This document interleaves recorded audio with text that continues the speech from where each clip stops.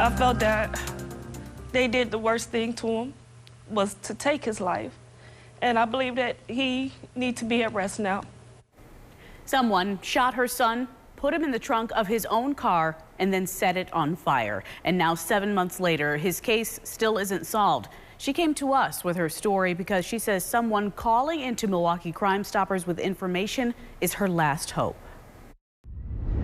Yeah. Veronica Cross, her cousin Tammy Addison, and their family have been waiting too long for justice. Every time we talk about it, it feels like it's another stab. And it's just hard. I don't like to say Dedrick was. I don't like to talk about him in a past tense. It just hurts so bad every time I think about that he's not here. Every day been really hard. It's been more than 200 days and counting since Veronica Cross's son, Dedrick Cross, was murdered in September of 2022. Dedrick was a unique, beautiful son, brother, family member. He had inspirations of being an entrepreneur. He was brilliant, self-educated, and he always wanted the best, not for himself, but for others as well.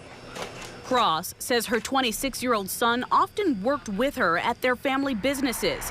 They own Juniors on 25th and Burleigh, and Dedrick would help out on their family's food truck, Cross Cafe. He was learning how to cook, but he can do the register and give orders. They worked there together all day on Saturday, September 24th, and talked about a lot of things. He had a boyfriend who he was with for about 9 years.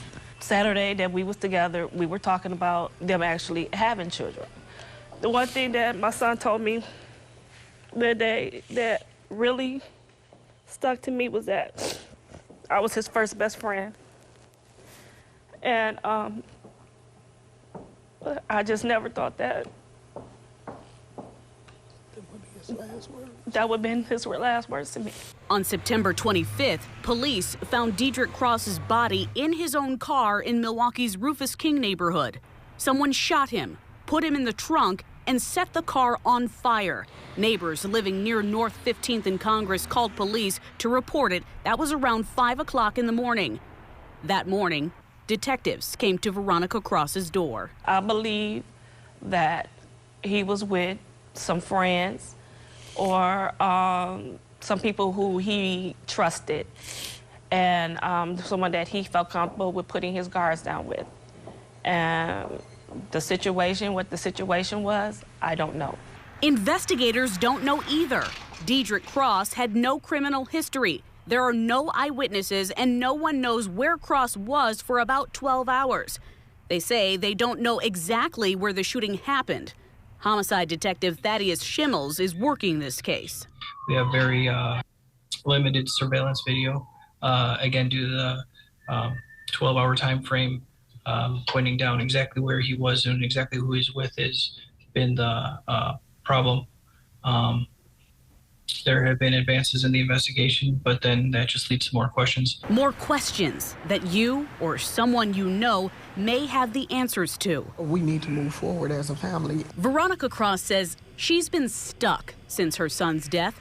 She hasn't even operated her food truck because it's just too hard. I can't go on the trailer because it reminds me so much of him. I need answers, and Dedrick needs justice. We need justice. He needs to be at rest.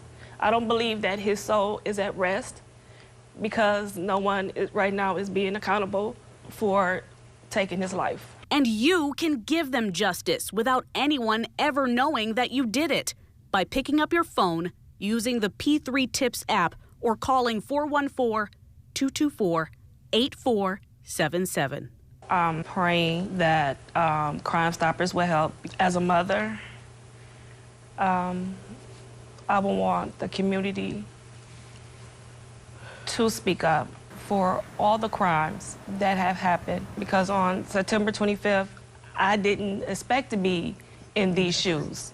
It could be anybody, any mother, sister, auntie, cousin, any loved one, anyone who cared about you in my shoes. And The community needs to start speaking up on what is going on. Once again, you can help this family feel at peace by helping hold the guilty party or parties accountable. If you know anything about Dedrick Cross's murder, please use the P3 Tips app or call 414-224-TIPS anonymously.